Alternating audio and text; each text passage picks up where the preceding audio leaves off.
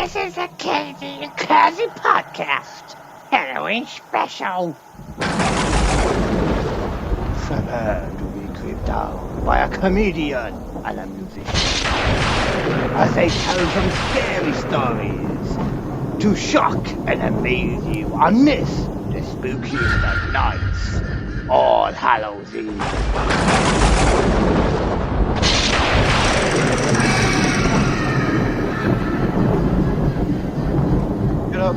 Shut up. I was recording the whole time. Welcome everyone to episode 13 of the Kd and Kersey podcast, the Halloween Spooktacular.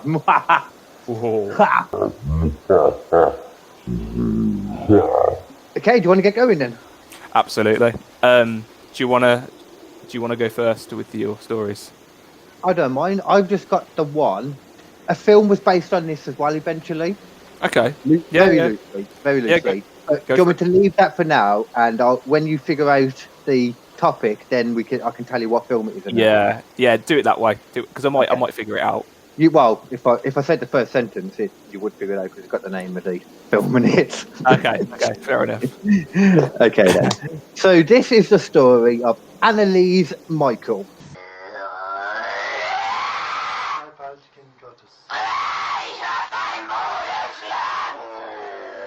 Yeah. Anneliese was born on the 21st of September 1952 in Bavaria, West Germany. She was raised in a Roman Catholic family alongside her parents, Joseph and Anna Michel. I think it's Michael. I think it's either Michael or Michel. We can do both. It doesn't matter. I probably won't say her last name. I don't think again. So we start in 1968. Well, she was born in 52, but who cares until 1968. In September, when Anneliese was 16 years old, she suffered her first episode in which she lost consciousness. She also stated that during the following night, she had the sensation that something was, you might know about this, she had the sensation that something was sitting on her chest, pinning her to a bed. Sounds a bit like what we discussed in one of our episodes. It does indeed. What was that again?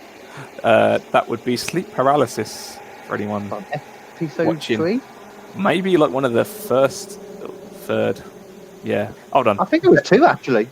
Was it 2? Man, we've flown by, haven't we? We're 13 now. How great is it that just by that we planned it this way. That the Halloween special was number 13. Sleep paralysis was episode number 2. There we go. That and Rajneesh Purim, if I believe. That's right, indeed. Yeah. Hey, so I have memories sometimes, just not when I'm on stage. Well, in 1969 then now. So 11 months later, Anneliese suffered another similar episode. This time, Anneliese would be taken by her mother to see Dr. Vaught, the family doctor. They would also meet with neurologist Dr. Luffy, who gave Anneliese an EEG brain scan. However, the results showed that there was no irregular brain activity. The doctors decided that it was some type of seizure that had caused it, most likely due to temporal lobe epilepsy. That is important later. Mm-hmm. By the time she was 20, she had suffered 2 more similar episodes. Following the 1970 episode, she was given an anticonvulsant, and after the 1972 one, she was prescribed an anti-seizure medication as well. Each time she was given another EEG scan, both of which showed no evidence for the cause of the symptoms, but things would get very strange very quick from here on out. Okay, so she was 16 there, so she's going to be... This is nearer to when she's 20 now. Is that how old she was? Man, I thought she was a bit older than that. No, 16 when it started, and this next bit now is between... I think this is 20 when it starts. Mm-hmm. Got you. During spring of 1973, Anneliese began to hear knocking sounds in her bedroom at night. But the knocks were not only heard by Anneliese, but her other sisters as well that also shared the room, which I thought was especially interesting, that part. Yeah. Because you can probably see where a lot of this is going, and a lot of it will be a debate of mental illness or something else. Yeah. So they were heard by other people too, though. The knocks would eventually turn into a sinister voice that would repeatedly damn her to hell. Her mother also said that it was around this time that she witnessed her daughter staring furiously at a statue of the Virgin Mary with, and I quote, eyes turned black, jet black, and her hands seemed to turn into paws with thick claws. Sounds like the mum was having some issues. But it does seem like that. There was a lot of people that saw some. There's more as well further on. Yeah. But a lot of people did see some stuff Yeah. going on. Because I actually have a bit of. I Audio. don't outright. No, yeah, that too. But Yeah. I don't outrightly dismiss all this Yep. at all. So, in September of the same year, Anneliese would once again visit neurologist Dr. Luffy. During the meeting, Anneliese described the demonic faces that she would see over and over, tormenting her endlessly. She also stated that she felt the devil was inside her, and also said that she would regularly be able to smell the aroma of the smokiest of all poops. A stench of poops. Poops. A poo-poo. A smoky poo. A smoky poo. Smoky or poo. Or a smoker's poo, like someone who smokes. Maybe a bit of both. Yeah. It was a stench that apparently everyone around her could not only also smell, but somehow apparently distinguish as the aforementioned burnt poop. So apparently everyone in her family knows what burnt poop smells like. A stinking shit. In all fairness, it probably would be quite easy to figure out what burnt poop tastes It's like, you know, when you can smell like, I don't know, like cow shit in, like, no, you know when you go, like when you wake up and you got a nasty taste in your mouth and it tastes like shit. My mouth tastes like shit. How would you know what? Well, because I know what it smells like, because I can smell. Yeah, that's what it smells like. Well, yeah. And licking at the bum holes as well tells you. I mean, never tried that, so you know. Oh, you need to get more flexible, man. Jeez. It was at this time of the burn poop and all that stuff that she was saying to the neurologist that Anneliese's mother told Dr. Luffy about the strange events that had been happening at home. According to her, it was Dr. Luffy that first advised them to consult a Jesuit, religious official. Following this, the family would search for a priest to help Anneliese, which they eventually found one called Father Alt, who agreed to help them. Do you reckon there's a father control and delete as well? Ernest Alt. Ernest Alt. Ernst. Don't know what that means really, but Ernst Alt. Ernest Alt.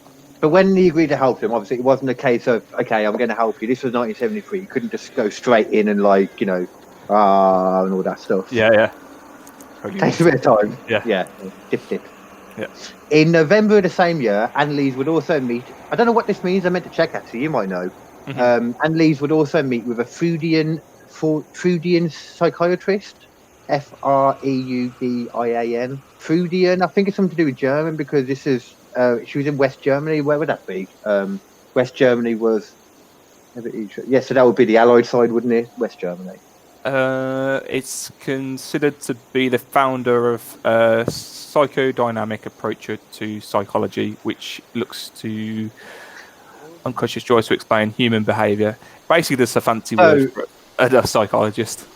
It seems like one form of thinking for psychology. Maybe. Yeah. So this was like someone that went on the Freudian basis for whatever that guy came up with then. It's named after him. Yeah. But either way, though, it's probably wrong anyway. So probably not going to help Freudian people if they still exist, because they diagnosed her as a neurotic with possible epilepsy. He then put her on Tagnitol, something like that, a much stronger anticonvulsant drug that she'd been on previously. During this time, there's not a lot of information in regards to what the priests were actually doing during this time and 1975 that we'll get to in a minute. But I'm guessing they were just keeping an eye on her and they were talking to the bishops, trying to get the idea going. Do you know? Have you figured out what film it is yet, or what it might be? I know what it is.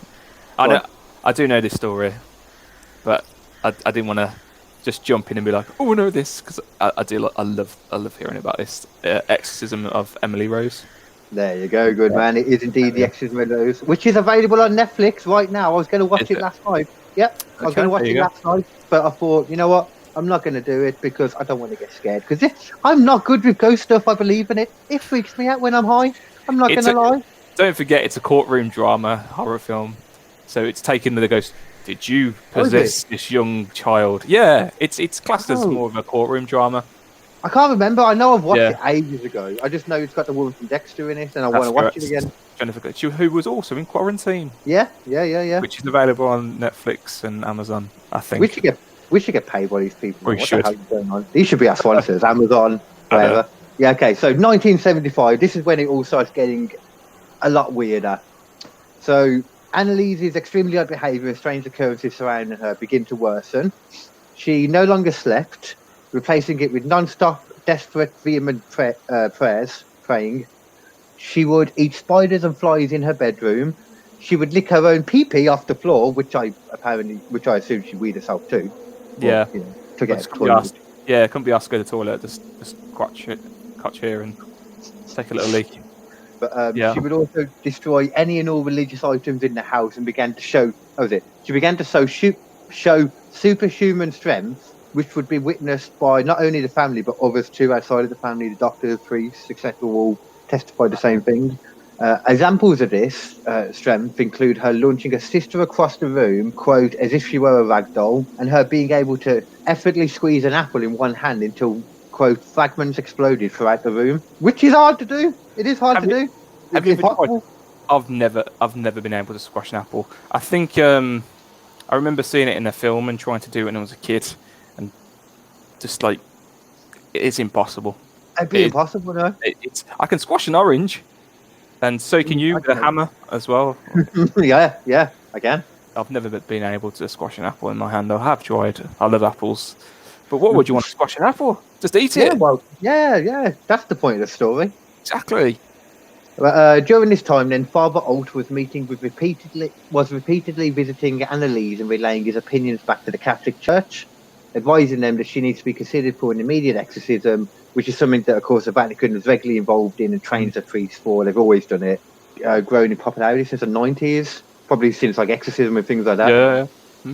Yeah, apparently there was like a shortage of them, and they had to like train a load of new ones, like in 2011, one of the 2010s, somewhere around there. Anyway, I mean, even if obviously I'm not a religious person at all. I think most of this stuff's bullshit. Yeah, but doesn't mean that there's not like some truth in it, but it's just seen as something else to me. Yeah. And a lot. I've read so many things about stuff that's gone on in like real exorcism, other ones like and video stuff of people like somehow managing to like just turn and break their neck, like doing stuff that you just shouldn't be able to do, but they can do it in that situation. Yeah, it's creepy, and I love stuff. I kind of love stuff about exorcisms, but it kind of creep me out as well. And this one. Originally, I was thinking about doing the one that the original Exorcism film was based on, but there's not. From what I've gathered, there's no guarantee that that's actually real. There's not that much evidence. This one is a bit more agreed upon. Well, we've got photographic and audio evidence with this. This one, and video, yeah. I haven't included video in this, but there is video too. Yeah. Just her driving around doing stuff. That you realise at the end as well, she shouldn't even been able to do the small stuff she was doing in the bed because of how old she was. And physically, because of stuff that happened with the bones and But in the same year as the apple smashing thing, Father Roderick, who was considered an expert in exorcisms and the possessed, was convinced that she was suffering from demonic possession. So, in September of the same year, Bishop Joseph Stange approved her exorcism to be carried out by another priest, Father Renz, which I think we've already mentioned him. Yeah. So, on September 24th, 1975, the first of many exorcism rites of Anneliese were conducted at a residence. During the exorcisms, the priest would begin to communicate with the 6 demons that were said to be held within her, for which she named. There was Nero, Belial. That's gotta be Cain! Lucifer himself, Hitler, and also there was Judas in Anneliese as well. I love Nero. Brother Nero was inside her. Yeah, Hitler too. Let's not ignore that Hitler was there. Was Hitler a demon though? By that point, I mean, he's sitting in Argentina. I was going to say he'd be in like the deep section of hell, getting whipped by Satan himself, wouldn't he? Where would the demons be realistically though? God knows. But there's a bit of weirdness, though. I haven't included it in the recordings where she's talking, and they're like, "But what about the 6th one?" It's like, "We lied about him." And then they also talk about at one point she was possessed by an excommunicated priest called Valentin Fleischmann. Okay. Who was a priest that was kicked out of a church in the 1500s for bad behaviour, but this was considered extremely chilling to Father Alt. and the others who stated there was literally no way she could have known about that because it just wasn't public knowledge, and the internet didn't exist, you know. Mm. But that's really interesting, that part to me. I don't remember that bit, I will say. It is all recorded as well. Like they've, that's another thing I forgot to mention. This actually, she was also during all the recordings. A lot of them have been translated because she was speaking in Latin the whole time. Yeah. But she never knew Latin. She wasn't fluent in Latin, but yet she was suddenly speaking an old Latin. A dead language that nobody really uses anymore. Yeah, man. And once again, a time before the internet where you could say, well, she could go online if someone could teach her. No, not then. No, not now. Not now. So, imagine that. Duolingo, like, just pops out of a book. Would you like to learn Latin? Yes, I would. Oh, and I'll have 6 demons in me at the same time, please. Oh, when you said Duolingo as well, my mind went to... I don't know what all these musician people are called. I thought it was Dua Lipa for a second as well. So it made it even better in my head. Dua Lipa. Well, it's Dua Lipa, isn't it? Dua Lipa. Lipa? That's the music person. Dua Lipa, I think her name is. That's why you're the musician. Yeah, but I don't listen to crap like that. Oh, sorry. Yeah. Some of it mainstream music is annoyingly catchy.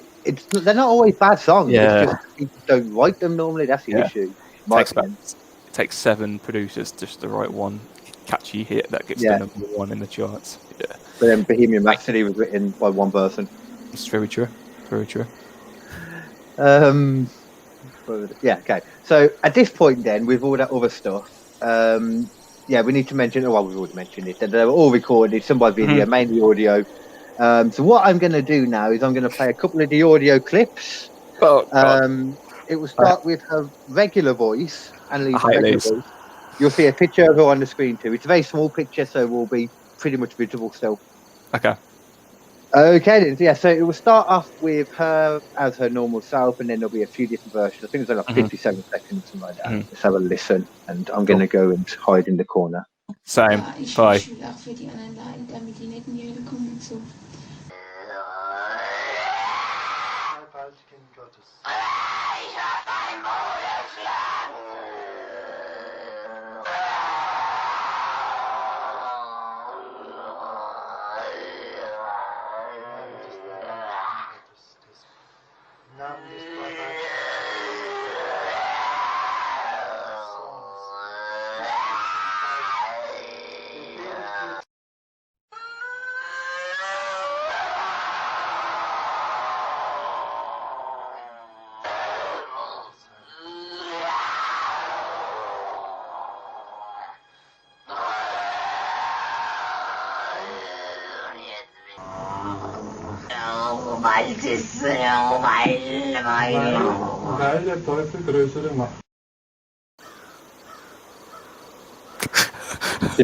I was so happy that stopped. I don't really get scared of, not even scared, just creeped out by a lot of things, but it's just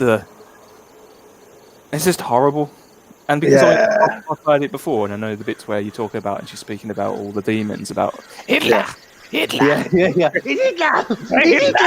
I couldn't even really because it was too funny, that bit. That bit is so horrible. Hitler! We lied about him! He's not here! Sound like Gollum.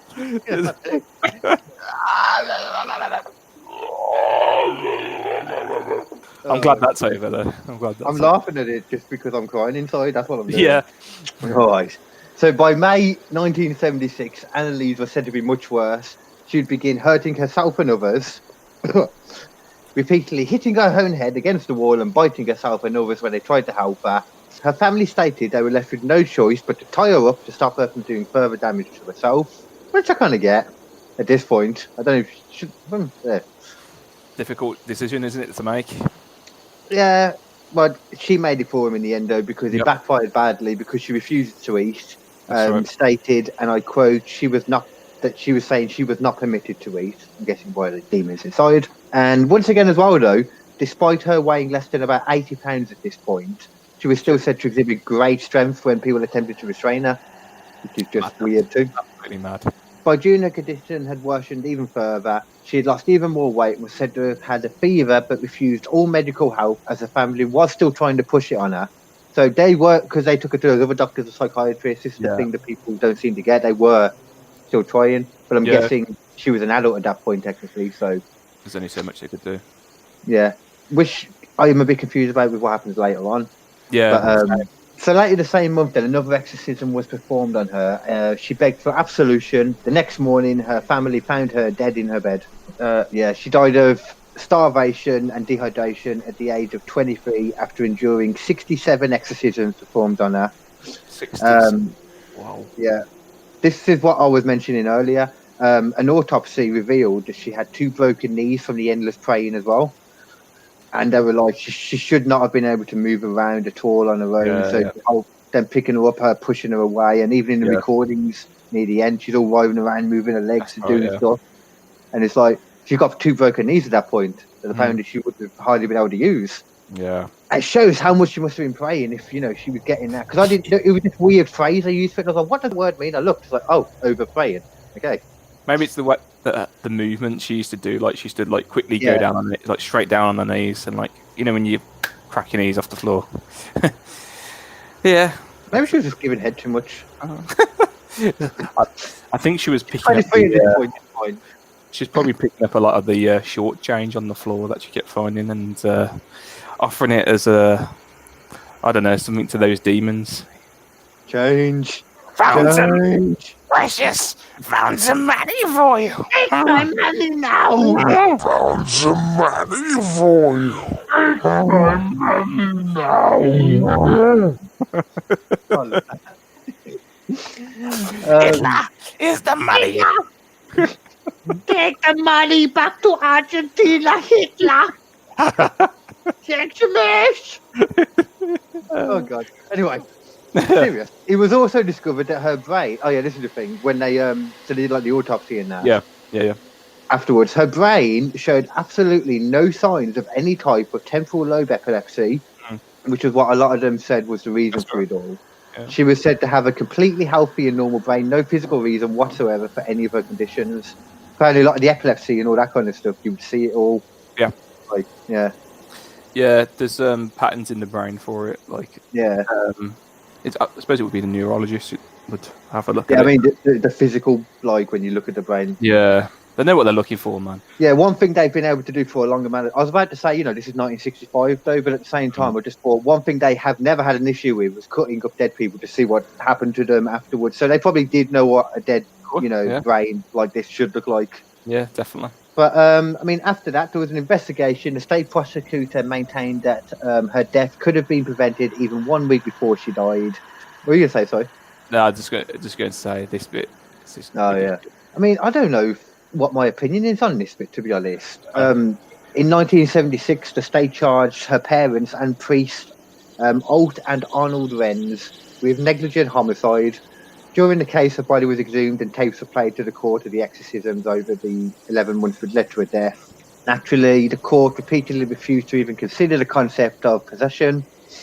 Father Alt, Father Renz, and the parents were all found guilty of negligent homicide in 1978 and sentenced to 6 months in jail, which was eventually suspended alongside 3 years of probation, which was still a heavier sentence than the prosecution requested, though. They wanted the priest to, for the looks of it, more fines, that kind of thing, and the parents to be found guilty but not actually punished in any way because they felt they'd suffered enough, and that was actually some kind of German law as well back then. Yeah.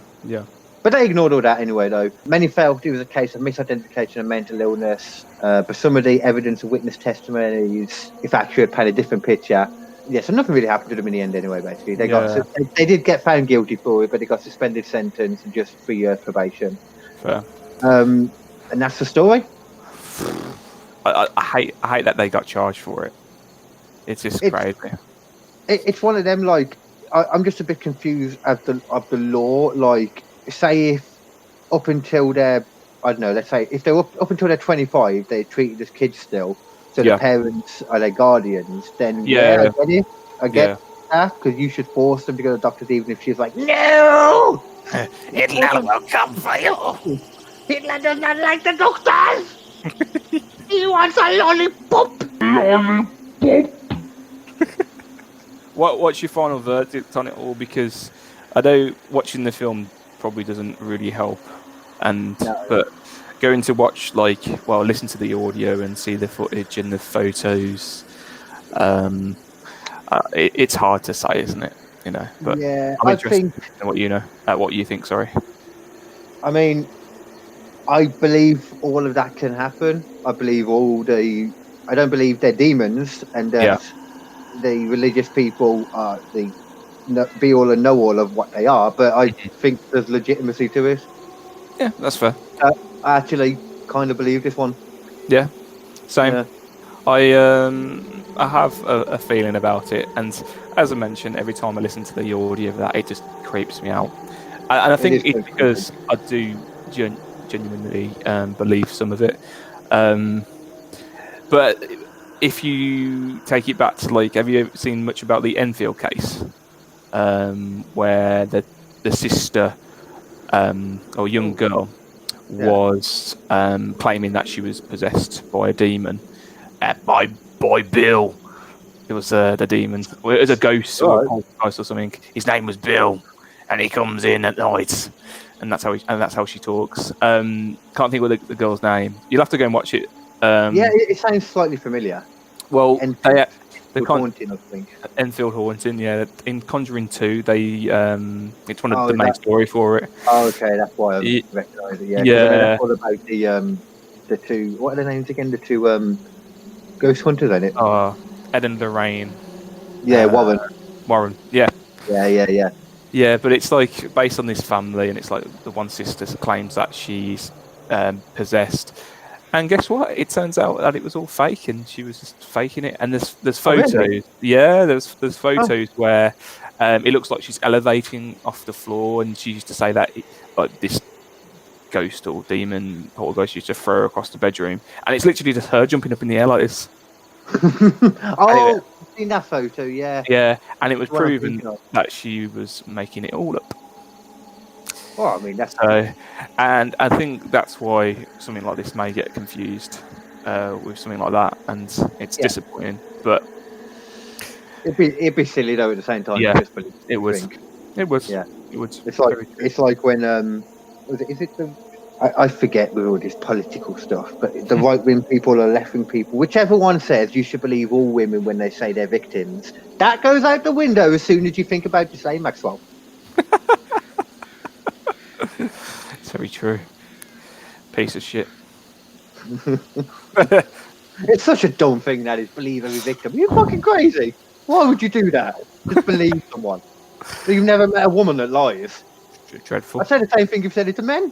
Yeah. Don't just believe anyone. Oh, okay. Well, do you believe in magic? Do you believe in magic? Well, do you actually believe? I kind of know you do, to be fair, but do you believe most things that you hear? Do I believe most things that I hear? About ghost stories or experiences? No, I don't. I'm a very I believe the realism of a lot of it, but a lot of the time I'm like, but did you know? But it depends what it is. I'm open to certain things. You never know. It could be real. You could be experiencing it right now. Oh no, it could be real. And we'll never know. Yeah. Well, if it's ghost and stuff like that, I'm always a bit more open to it, just because I know the yeah. Well, that leads me into my stories that I've got for you. So, how many stories do you want to hear? As many as you want. Okay, I've got a few lined up, so we'll take it away and see how we go. So, guess where I've come for these? My good friend Kd. A place that I do know is actually very good for ghost stories, Reddit. Yeah, excellent. Yeah. So I'm going to read a few off, and I don't know if they're true. I don't know if they're false. But people have commented and people seem to like them, and I'm just going to read them and see what you think. So okay. I'll give the name. I'll credit where it's due on Reddit. Credit on Reddit. So this was posted by Thizdude or Tizdude. I don't know how to say that, but THIZZ dude. 420. Oh, okay. 420. Yeah, Tizdude 420. I was just about to try and say the name, and I realised there is no way I'm going to be able to pronounce THIZZ. With your small tongue. It's a disability, and I would appreciate you not to. Yeah. So, this one, the title of this one is "My Niece Told Me She Hates the Tall Old Man Who Lives in Her Mum's Apartment." Ooh. My niece lives in Albuquerque. She comes back every week to stay with me and my girlfriend. One day, I ask what it's like living in Albuquerque. She tells me it's fine, but... Long pause. I ask, but... She tells me that she hates the tall old man. I ask, who do you mean? She says the tall old man who watches my mum sleep. I'm creeped out by this and brush it off as her imagination. Then one day, I get a call from my niece's mum. She's in hysterics. She says she's had a Native American ceremony and their medicine man said... We said she had a Native American in her. What? Cut. No, that is not being cut out. So, Native American ceremony. Not naked. Native American. Oh, I'm not judging. And the medicine man said there is an old man who was working and fell off the roof of the apartments that they live in. Had his brain splattered in the apartment floor, and the company just power washed his blood and brains away. The medicine man says the spirit now claims the apartment as his own and will do what he has to keep people out. Needless to say, they moved out. Well, yeah. That's the most random story that I came across. I was like, this is weird. There was a lot then. Did you say the ghost was there because apparently... Say that bit again. So it doesn't... He fell off the roof of the apartment and his brain splattered all along the floor outside the apartment. And then they washed it away with a power washer. Yeah, basically. Once again, no, I could believe that. Just for the simple fact that some people are dumb. Yeah, that's Human true. stupidity is a very true thing. So I could imagine that pissing off a ghost. That's the kind of thing that would make you think. You know, you hear about the whole like this. What is it when you? There's a word for it, isn't there? When you mess up someone's like burial, like you not sacrilege. Desecrate. Desecrate. Desecrate. That's my man. There you go. That's the word. Desecrate a corpse, essentially. Yeah. Well, there's a bit of context. Like, there's a bit of detail about the tall man. So the niece basically tells the person that my niece told me he was tall. He had white hair, very skinny, and give a condescending look, and she would run off thinking she was in trouble. Why are you looking at me? Looking at your mum for? You know what's weird, man, is that kids as well do seem to have more of an ability to see these things because they're not been, they're more open.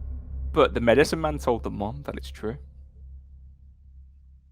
What? The medicine man told the mom that a man died, and don't forget. What? No, I was agreeing with you. I was just saying that kids are a lot more likely to. It just seems to be a norm that kids are more susceptible to seeing them. But she might not have been able to see it if she'd have woke up. True. That's very true. It's very true. But yeah, that's a weird one. Apparently, they feel cold spots in the rooms as well. So. Yeah, another common thing though. Yeah, another common thing indeed. Do you want to hear another one? Oh man, yeah. So this one's was posted by Fafnir860, and it's titled "Hotel Ghost." A bit of background: I grew up in a very haunted house, occupied mostly by benevolent spirits. So contact with spirits isn't new to me. My faith has also led me to working lightly with spirits, so this experience wasn't startling or creepy to me. So my wife and I recently took a weekend trip to Ashland, or to get away from the stress of life. We were staying in a recently renovated hotel in an area that has history of paranormal activity, though no one has reported this at the hotel. It's a chain, so that's expected. I woke up at approximately 3:30 a.m.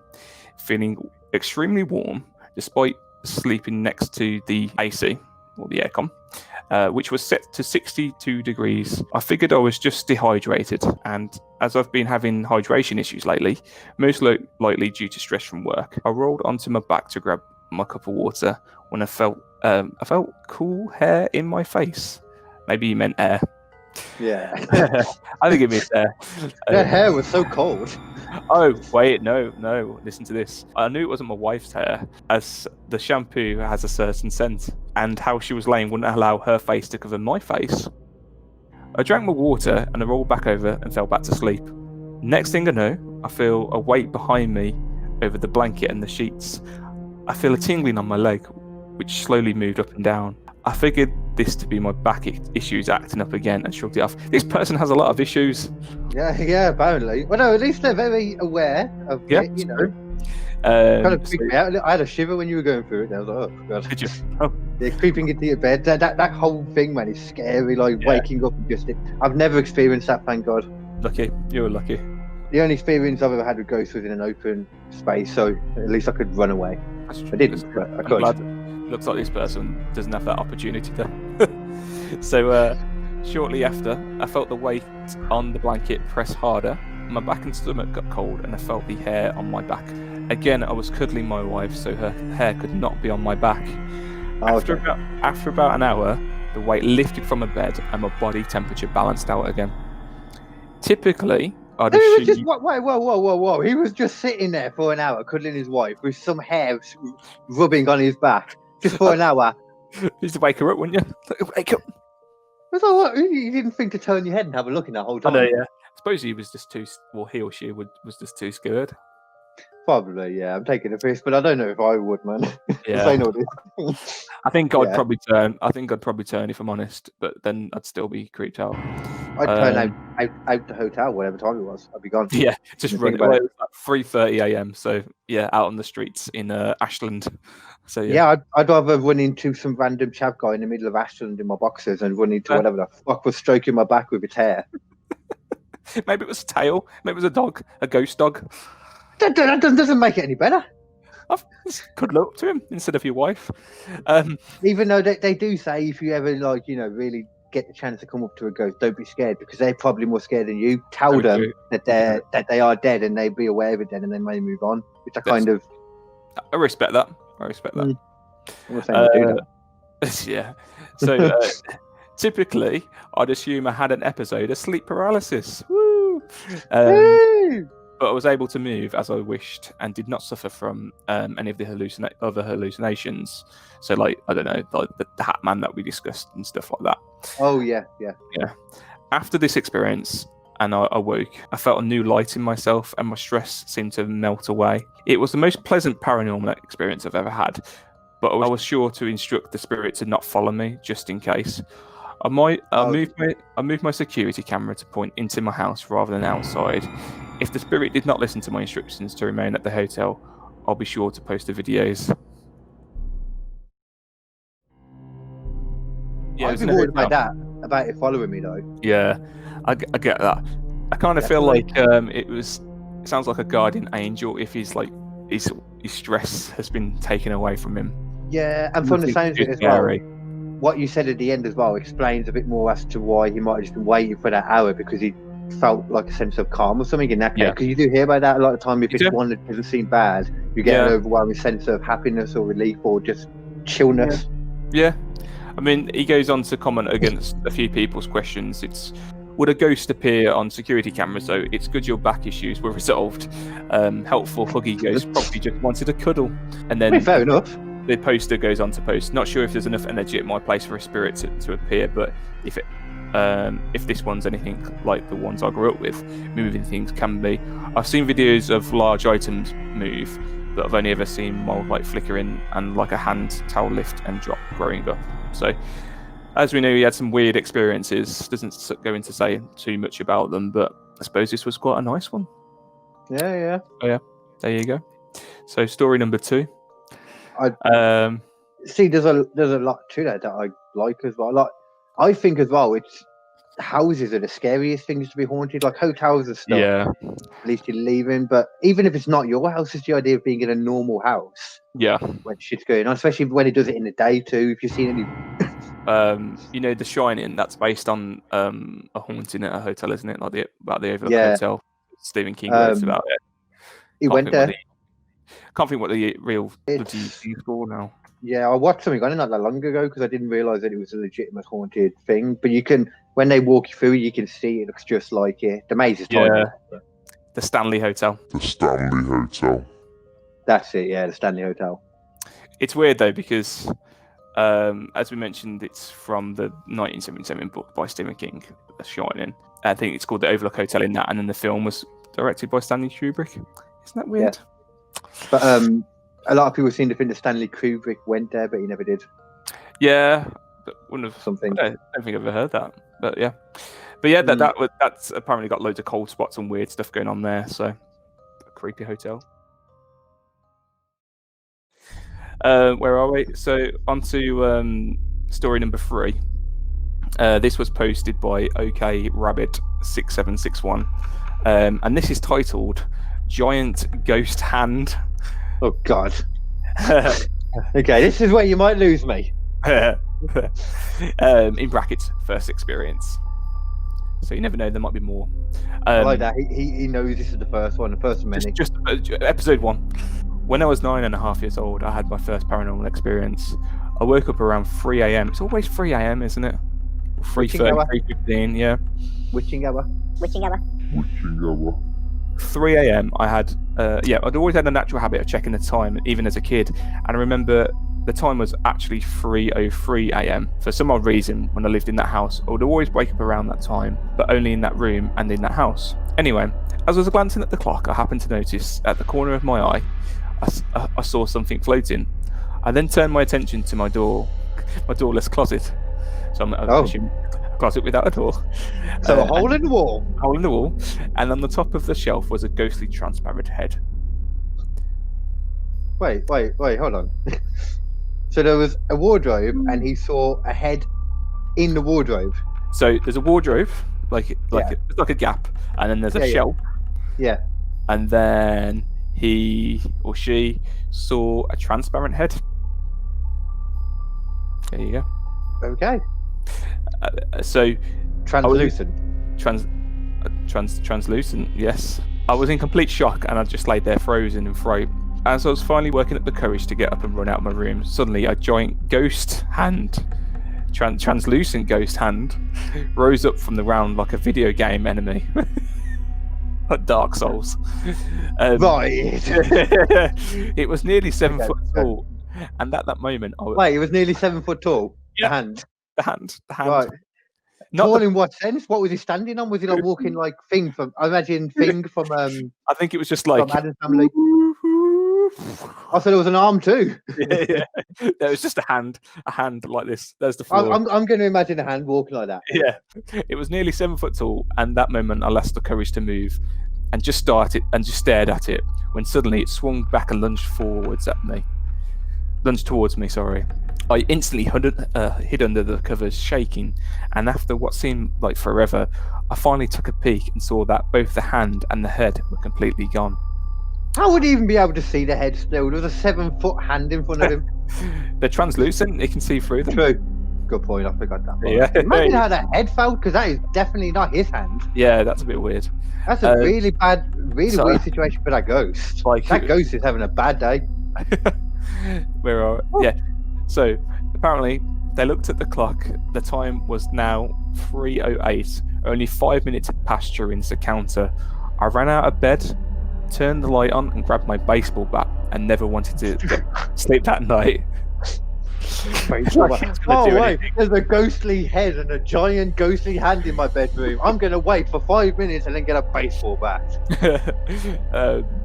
What he should have done is drunk a load of milk to counteract all the fucking drugs in his system. That's what he should have done. Man, this person wasn't even called 420, and this one's the most weirdest one. Anyway, so he didn't go to sleep that night. Fair enough. As most parents, you don't when you're on crack normally. Yeah, as most parents, mine didn't believe me when I told them what happened, and said I was just making it up. Mind you, he was 9 as well, to be fair, at the time. So I forgot that part. Yeah, so fair enough. Okay, I forgot that part. Listen to this. Little did I know that would be the beginning of continuous encounters to this day forward, and completely made me a believer. On a curious note, has anyone experienced something similar? No. What? Has he gone on to tell us any more experiences with the giant hand? Not that I can see. Bear with me just a second. Someone, this was only posted like 2 weeks ago. Someone put, "Cool story, bro. Thanks for sharing. I'm sure myself and others would like to hear more of the experiences you had. Absolutely, appreciate your feedback." Is the reply. There's more. I found more stories. Do you want me to read I like it? these. Yeah, I like these. Okay, I think there's one. I think he's done one more on his page. I'll send you. Oh, that. the actual guy. The same guy. The same guy. I'll read another. Do you want me to read his story, or do you want me to go on to another story? I'm happy for however, whatever. So I just like hearing them. We'll go for 2 stories left. I've got this one. There you go. Okay. You're back now. So I've got this one from the same user. This is one of his other encounters. So, disembodied chanting and a strange vision. Back with another experience I had this time as a teenager. This one happened when I was 15 years old, and on this night I woke up at 3 a.m. on the dot. This time I couldn't move my body, only my eyes. Sleep paralysis.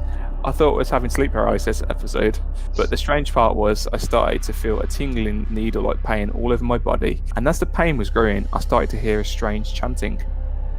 I can't describe the language except maybe old Latin. Wow, this is tying in really nicely. Yeah, that's what people would always assume, though. Yeah. I could Anyhow. and they sound like that. Hitler! In Latin. Hitler was chanting in my bedroom going, ah! Anyhow, as the chant got louder and louder, all of a sudden had a strange vision come to me. It was in black and white. I saw a river, and out of nowhere, a blood-curdling scream can be heard, and in the vision, a hooded elderly woman casted herself into the river. I'm going to go out on a limb and say this might be a dream. Same. Once she was in the water, the vision ended, and the chanting was slowly starting to fade. As that was happening, the needle pain was subsiding, and I could finally start moving my body. I looked at the clock and the time was 3:05. The experience lasted 5 minutes. I couldn't go back to sleep as I was terrified and scared the event would repeat itself. I never experienced something like this again. I don't think it was sleep paralysis because I've had this before and it's nothing compared to this. Anyone here had any similar encounter? Yes. That sounds like a dream, and he's in sleep paralysis and just coming out. Yeah, Sorry. Nothing about that sounds like a real ghost story. Sorry, person. I'm not sorry. Get the thumbs down from me. Moving on to the final story. Just before you say that, I've never understood the concept of disembodied chanting. How can that be? So you hear disembodied voices, like it's like disembodied. It's like disembodied normally means not connected to a body. Like a voice isn't connected to a body. It's just weird. I suppose he's hearing it out of nowhere.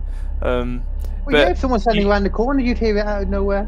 When you can, like, when you do have like sleep paralysis, you can like hear stuff still. So that could have just been stuff out of their dream, man. So, you know, I'm not saying he wouldn't hear it. I'm not saying that he didn't think it. No. Yeah, I just wanted to know if the hand makes a re-emergence. Yeah, same. I'll keep an eye on that one. He's gonna get killed by a finger at the butt. Or Hitler. Hitler! Or Anneliese. Anneliese and Hitler put their finger in my bum! Finger in my bum. Finally, nice! Sorry, carry on. Finally, we've got quite an interesting one. This was actually posted a day ago by Too Ghostly, and the title of this is "I keep hearing knocking on my bedroom window at 3 a.m. every night." Always at 3 a.m. It's one of them. It's hard when you hear that. It's like, is it because that's the whole witching hour thing, or is it because people just always assume it should happen at 3 a.m. so they think in their head it's happening at 3 a.m. Yeah. Because that whole thing, isn't it? Like, I used to always think, like, why when I look at the clock, is it always on the night? I always seem to look at the clock at 23:23. Yep. It's like, and then you eventually realise what they say is no. You look at the clock many times, but you only take notice of 23:23 because it's in your head. That's true. Same for 11:11. Well, whatever. What? Make a wish. It was an old. I don't know. I just remember it being 11:11. People used to say make a wish for some reason. I don't know. Anyway, so yeah, keep hearing knocking on my bedroom window at 3 a.m. every night. You know where this is going, don't you? 3 a.m. in the morning, I put my keys in the door and bought it. Sorry, yeah, go ahead. Sorry. I'm glad you're not the singer in my band. And I guess I must have killed them. Oh! You okay? Nothing. You having an episode? I like Halloween. Every night I keep hearing this weird tapping sound coming from my bedroom window that always wakes me up in the middle of the night. You said 3 a.m. So me getting I irritated. consider that middle of the night. Yeah. I consider that middle of the night too. So me getting irritated by this sound, I get up from my bed to check what on earth is making this awful sound. I wish that I did not pull back that dreadful curtain to look outside, because what waited on the other side is something so terrifying no human being should ever see. Once I pulled back that curtain, there was a little girl looking into my window, but this wasn't your happy, cheerful girl. No, this was literally pure evil. It was dark outside, but it was light enough that I was able to see some of her features. Her face was covered by her black hair, so it was impossible to see her facial features. Her skin looked pale, as if it was dead for a while, and her clothes were white, as if she was wearing a wedding dress or a nightgown. No. I stood there frozen, unable to move, until she started to move her hands. Me looking at her terrified, dreading what was about to happen, I tried to tear my eyes away, not my ears. Oh, that's so freaky though, the idea of it in my head. But no. I can just see the ring girl. No. Yeah, I was no. gonna say, it reminds me of like Sadako from The Ring. Was she on the other side of the window as well at this point still? Yeah. So she's like floating too. Yeah. It's even worse. I tried to tear my eyes away from whatever this thing was. It's like I was paralysed and unable to move.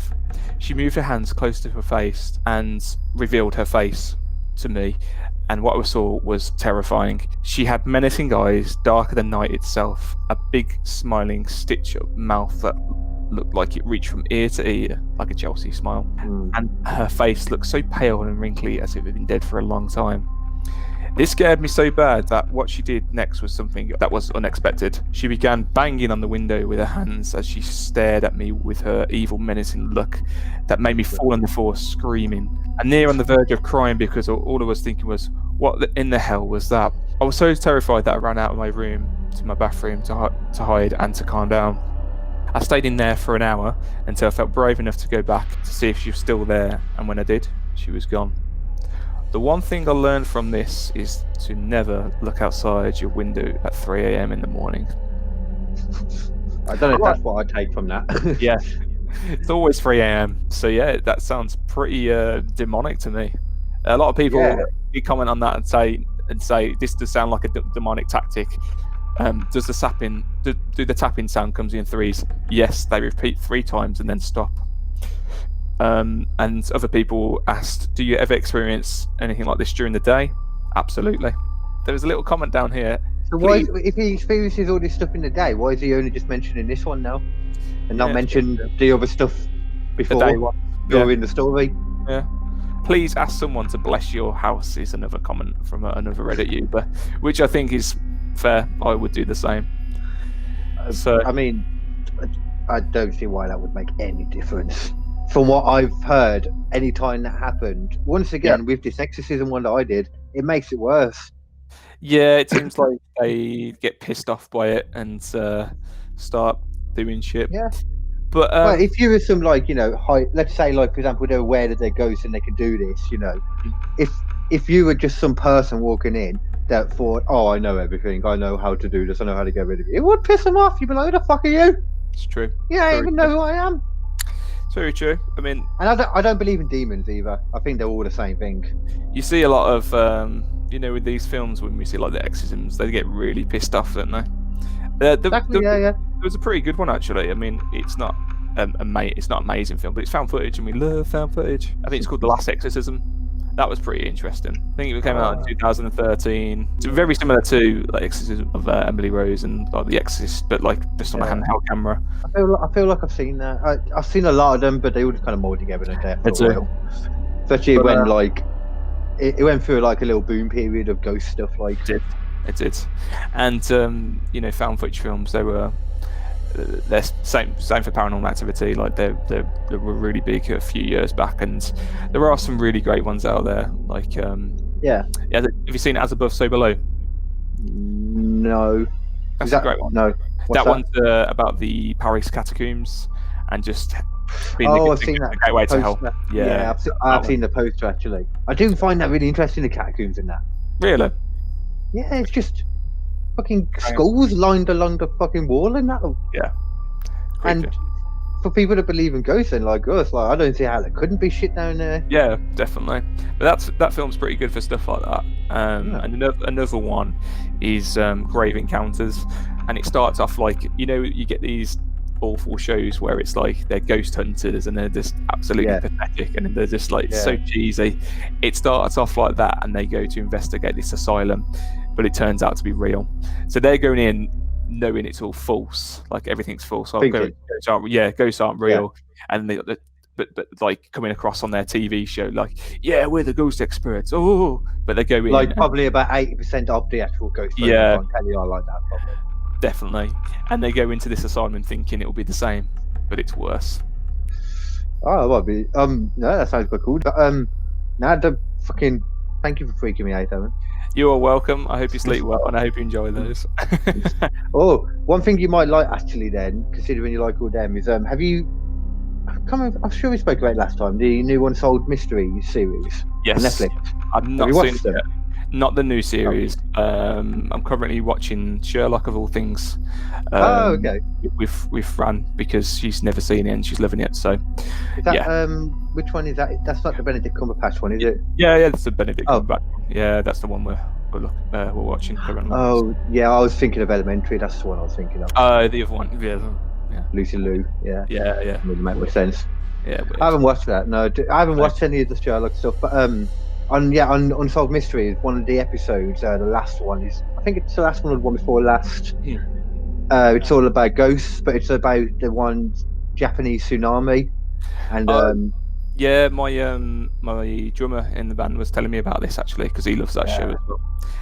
Also, he likes this show, so shout out to Adam. Thanks for listening. What? He likes our show as well, so thanks for listening. Good man. He's a drummer. He's gonna be smart. Expect. Yeah, it's interesting because with that Unsolved Mysteries, you see a lot of them are all like the police corruption and stuff, and then all of a sudden you get a random one like a UFO one, like in the first season. You're like, what? That was unexpected. I think I'm definitely gonna. There's one in there that you'll probably see when you get to it, about this guy who escaped prison, a child killer, and it's so messed up. And I'm gonna cover that. I already know when we come back. I've got my first and second story ready, because the first one I'm going to do a lot of research into it to make sure what I'm saying is right. Sounds good. I'll tell you actually, I'm going to do but in the first one. Okay. Cool. And I remember reading into a lot before and being debatable over certain things. So I want to have a proper look at it again, you know. We should do a follow-up to this as well. We should bring a few little like ghost videos that we showed at the beginning. We should. Yeah. There's one where it's like that. I don't know if you've seen it. Like it's a security footage camera of a hotel, and all you can like hear is like screaming in the hotel rooms. And it's I'm not sure where it is. It's just on YouTube. Like I'll have to show you, and we can share it another time. But is it like a ghost, like a yeah. Oh, okay, got you. Caught on camera like these screams, but they're just coming out of nowhere. So okay, there's some really good ones. There's some in a mine where you can hear the same kind of things too, and they chained a mine, and the chains are dangling as he's going into the mine. It's like, why are they moving? And you hear all these screams, and he's on his own. That's cool. There's one like in the school. There's been a few. This bothers me in the same way as aliens. People always say, hold on, if aliens or ghosts were real, then with all the cameras we've got nowadays, we'd see them.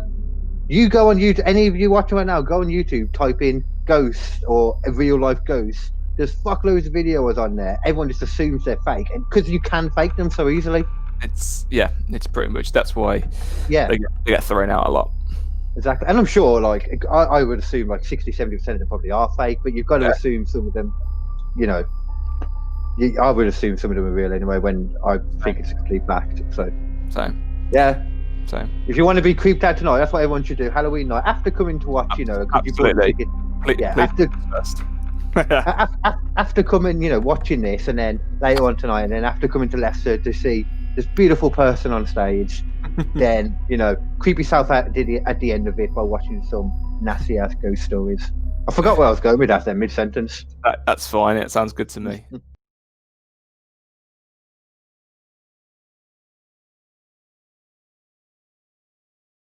But I think that's Right. that wraps everything up. And I think it does. I would just like to wish you, sir, you, and all our listeners a very spooky Halloween.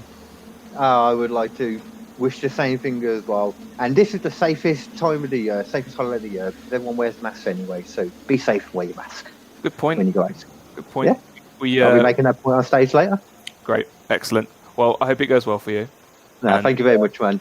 We'll catch up soon for episode 14, I believe. Yeah, so see you later, everyone.